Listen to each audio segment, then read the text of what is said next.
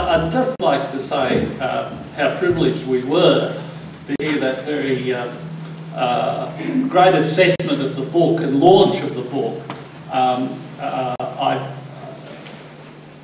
I just think, Susan, just personally for me, as the father of daughters, it was refreshing to hear such a consideration, careful consideration of my friend's book and what he was saying in it. Ladies and gentlemen, now is the moment we've all been waiting for. We've all travelled for miles. Tom's come from Western Australia. Melbourne. Yeah, Melbourne. Somebody from Melbourne. Neil from Wollongong, I believe. I'd just like to introduce my good friend. We haven't always been good friends, which is interesting. We're trying to grow it into our friendship, and we have it's a kind of an unusual friendship, maybe shared by or nurtured by hardship. So I'd just like to introduce Chris Geraghty.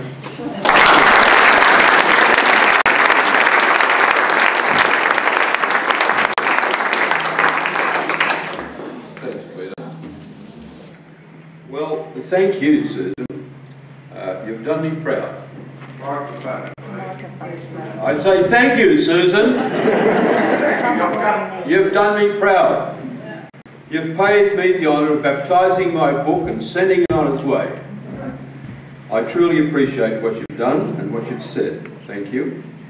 You'd understand that I was looking for someone who was a woman to launch this book, and particularly a woman of high profile, but I needed some recommendation.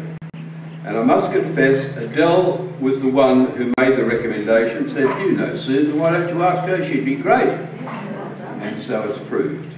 I always take a note of Adele. She always gives good recommendations. She's been my financial advisor over the years, ever since I went to the bar. The first day I went to the bar, she got a little exercise book, a threepenny exercise book, and on one side she put ins and on that side she put outs.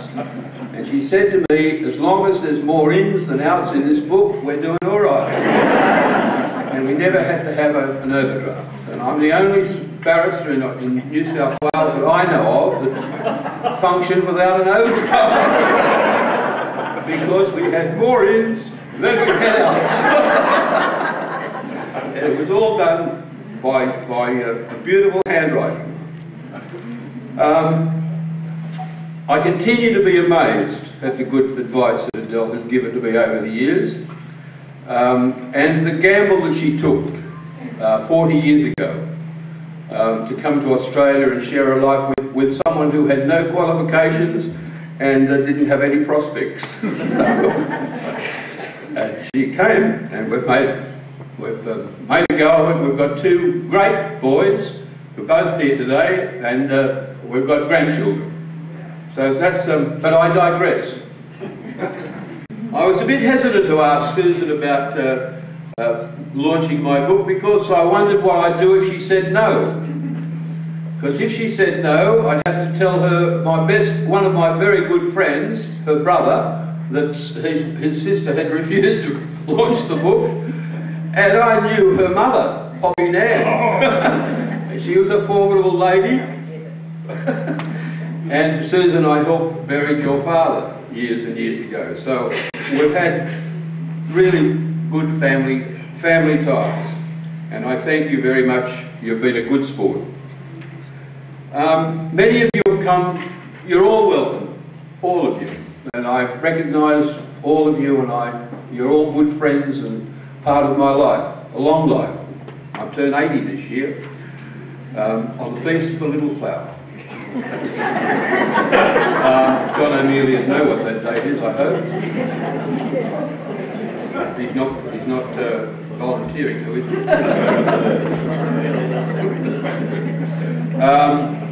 Some of you have come from a long way. As we say, Tom's come from Perth. Thank you, Tom, for coming. And Paul and Lorraine Ryan we mentioned them, and Tony and Kay Burns, they've come from Victoria, from Melbourne. And Peter Mars come all the way down from Grafton, or Woolga now, which is where he lives, where he surfs and gambles on the horses. And I don't know whether Ken Dew has arrived yet, but he was sitting on the plane in Brisbane waiting to come down, and the plane was a couple of hours late. Bryce and Kathleen Fraser, thank you, coming from Wollongong, and Janet, thank you too for coming. And Philip Boyd, I noticed down the back there, he's come all the way down from the Upper Hunter. So I hope it's worthwhile. I hope it is.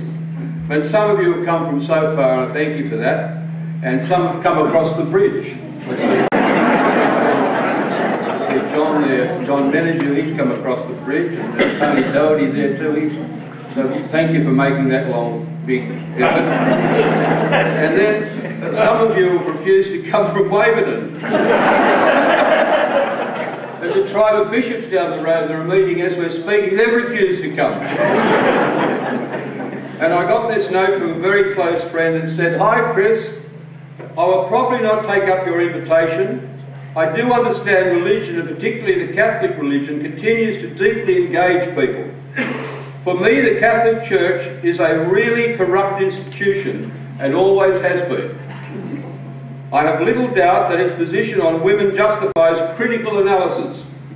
However, I am so far removed from religion as a continuing force in society, I will leave this debate to you and others. I am sure you will pursue it with your characteristic vigour, and I only hope you can somehow contribute to the end of the institutional structures that have destroyed so many lives and caused such pain.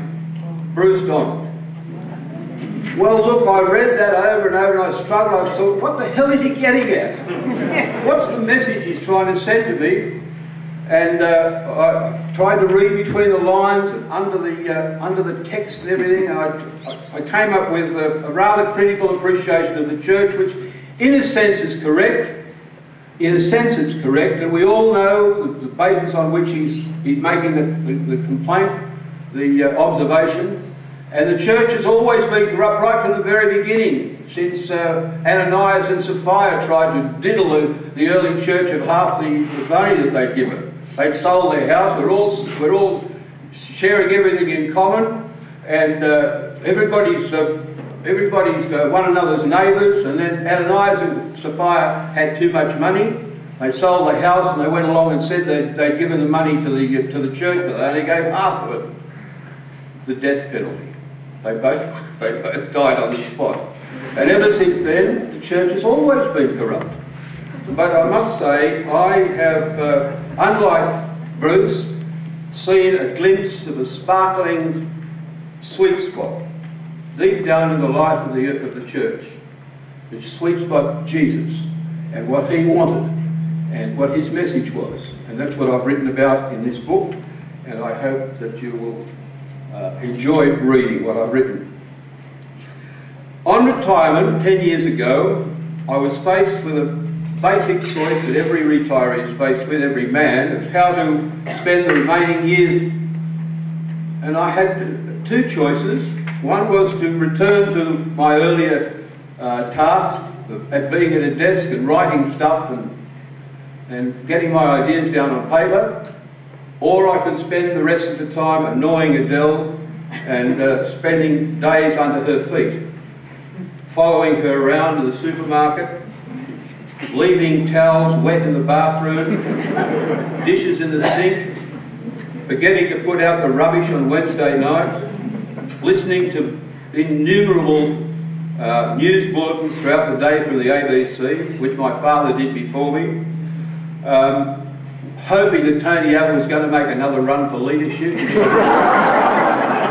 I just couldn't stand being so depressed and so sad. I wanted that feeling of anger back. So Tony Abbott can do it.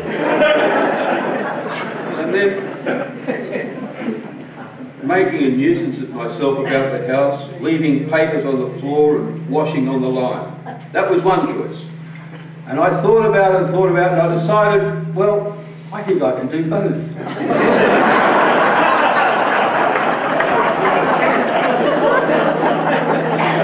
So in the end, I'm doing both. I've had a long interest, ever since I was teaching theology at Manly, in the puzzling question of why the institutions refused to share their sacramental ministry with women, and why they wouldn't allow them to have any role in the governance of the institution. I ran in 1975 a graduate seminar at Manly in the ordination of women, which caused some interest at the time, I've got to say.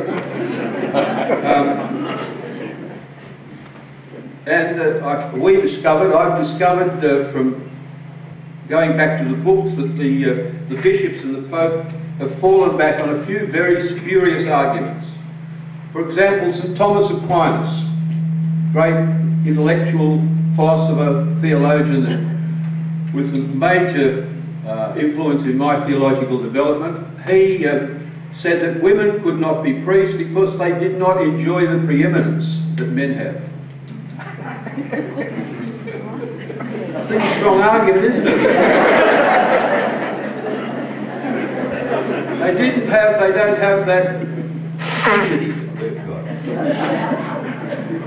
So, and then they've fallen back on the myth of Adam and Eve. Of course, it's much developed over the years, but Eve was supposed to be the one who tempted Adam, and the women are the ones who tempt men, and they're inferior, they're emotional. Well, the bishops go on and on about it, but the key bit really is that Jesus only chose men, and so we're stuck with that. No matter what happens, we're stuck with that. So that's one of the questions that I asked about. Did Jesus only choose men? And if he did, so what? We're living in a state, in a community now where, as Susan said, there are women on the High Court, there are Prime Ministers, there are surgeons and barristers and professors and brigadiers and bricklayers. There are engineers and jockeys, that would appeal to Peter, footballers and truck drivers. There are look at that wonderful woman that's leading the Royal Commission into the banks. It's fantastic what she's doing. So I began to look around and see what kind of basis the church had for all this, and I didn't start with Jesus. I started at the other end. I started in the Middle Ages. I started in the 10th century, and I started with St. Thomas Aquinas in the 12th century in Bonaventure. I travelled through the various scurrilous, misogynistic poetry that the monasteries, the monks were writing to read to their fellow monks in the monasteries. Thousands of lines of the most fantastic Latin poetry, the most scurrilous criticism of women that you can imagine, and you've got all these men sitting in the refectory listening to the poetry being read, criticising women, all supposedly celibate. I studied the literature of Adam and Eve, for example, which is a fantastically rich source, starting off well before Jesus and ending with people like Chaucer or Pope, Dryden. There's Adam and Eve literature's got poetry in the Celtic language, in Old French, right throughout the European Middle Age period. I was studying as far as I could this literature. I went to Aristotle, who believed that women were misbegotten men. It's a bit disputed about just exactly what he thought, whether they were undercooked in the womb and therefore they came out as women, or whether they were misbegotten, that is, there was some mistake that took place. They weren't put in an oven that was sufficiently hot. Plato, for example, he believed that men came down from the stars and entered into the body, and they started suffering their passions and their drives and everything, and if they were able to control it, they could get on their car and go back to the star where they were supposed to come from. But if they didn't, if they couldn't control themselves, then they became women. And if they couldn't control themselves, they became animals, and then they had to work their way back up in order to become men. The church took this up in the 2nd, 3rd and 4th century because there's a whole tradition that says that women can't go to heaven. Some of the women were quite happy about that. There's a whole tradition about that. You had to be a male to get back into heaven. So I studied all that. I studied Paul of Tarsus, Tertullian, Clement of Alexandria, Ignatius, Justin, particularly Jerome and his influence throughout the Middle Ages. He appears regularly in Chaucer's Canterbury Tales, and particularly a philosopher who was a friend of Aristotle called Theophrastus, who Jerome quotes in one of his letters at great length, and from Jerome it goes right through the Middle Ages, appears in the various poetries of the monks, and comes up into Chaucer. A very, very hostile criticism. Anyway, what I'm telling you is, this is the area which I engaged myself in at home while I was keeping out of Adele's way. But it led me back to the question of, why the hell are they like that? Why are they saying this? Why has Aristotle got this influence? Why has Plato got this? Why are the image that comes through the Roman poets, comes through the Greek poets? Why is this anti-feminist, misogynistic view able to be perpetuated in the early church? What did Jesus think? Because he's the gold standard. And so I went back and I've discovered the story of a man who loved women, who taught them, who discussed important things with them, revealed secrets to them, who accompanied him on his journeys throughout Galilee and up into Jerusalem, who were present at Calvary when all the others had left, who were present at Calvary with him, whom he revealed himself to in the Gospel stories. The first person he revealed himself to was Mary Magdalene, who gave them their dignity, who observed the way they behaved. He was the one that saw the little widow putting the penny in the collection box in the temple. He wasn't interested in all the other people. He noticed this widow putting a penny in the collection box and saying that she was giving more than anyone else had ever given. So he was observing the people around him. I'm not just saying women. He was observing the blind and the sick and the lame and the marginalised, the fringe dwellers, and women were part of that. They were the downtrodden. And he gave them their dignity without any fanfare. He didn't write some kind of thesis. He didn't produce a course at the university. He was a lay preacher. He wasn't a university person. He was a lay preacher who told stories and who saw life as life is and who lived life. Not with vestments and smoke and thuribles and hymns or anything. He lived his life in the street among people, and he fraternised with women. He celebrated with them. He ate with them. He did not exclude them.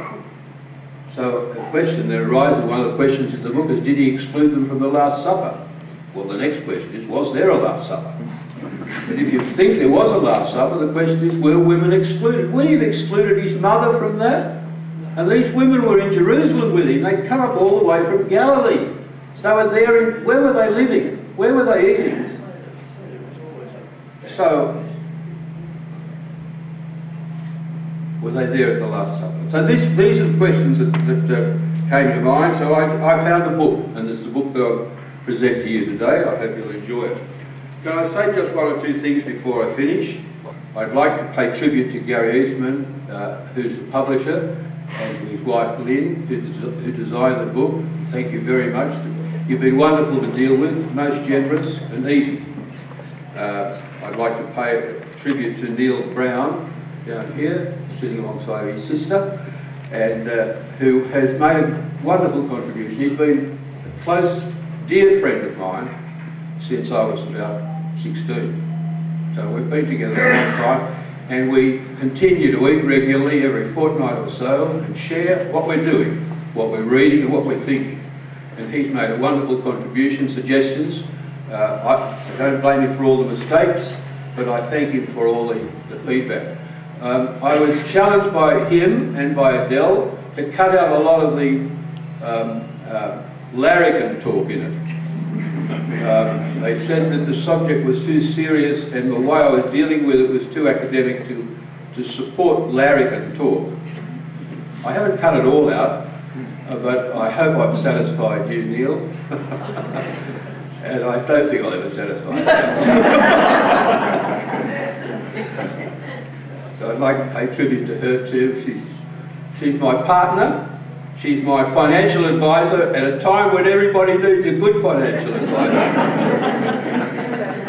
We're not in trouble yet. My social secretary. She allows me to work with the whinging women's walking group on Wednesdays. I've kind of enjoyed that, but I don't know I'm going to go on long ones again. I went one on Wednesday and I'm still suffering. Amen.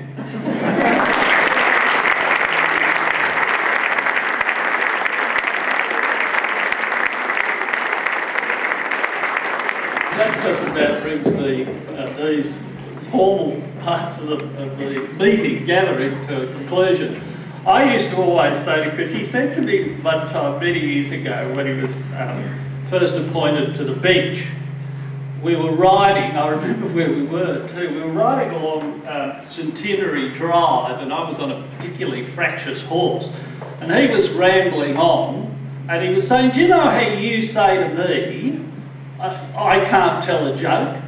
And I said, yes, Chris, no, you can't tell a joke, you're not funny. Well, I say things in court and everybody laughs. And I said, Chris, look, you know, it was just too much to talk to him and handle the horse. But he was genuinely funny today, wasn't he,